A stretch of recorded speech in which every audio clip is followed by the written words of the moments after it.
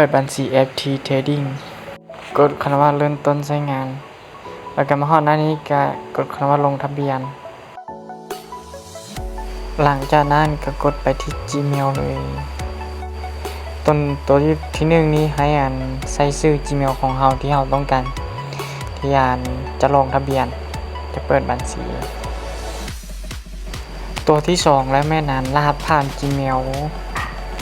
ตัวที่3นี้แม่นั้นใส่ชื่อลิ้นของเรา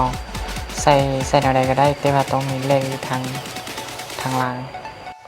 หลังจากนั้นก็กดคำว่าลงทะเบียน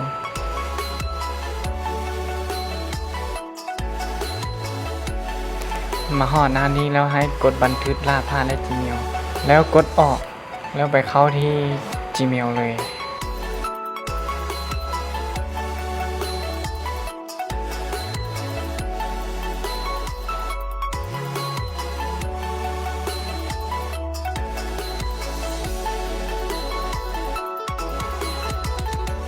มาฮอดหน้านี้แม่นกดตัวสีเหลืองนั่นเลย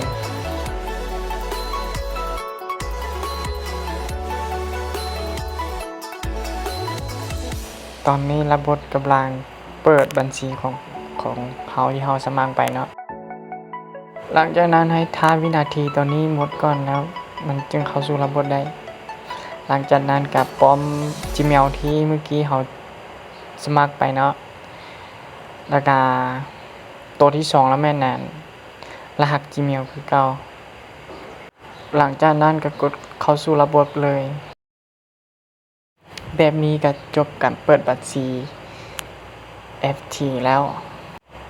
ถ้าเราอยากเติมเงินเข้าไปหรือว่าเราต้องได้ไปเปิดรหัส2 FA เนาะ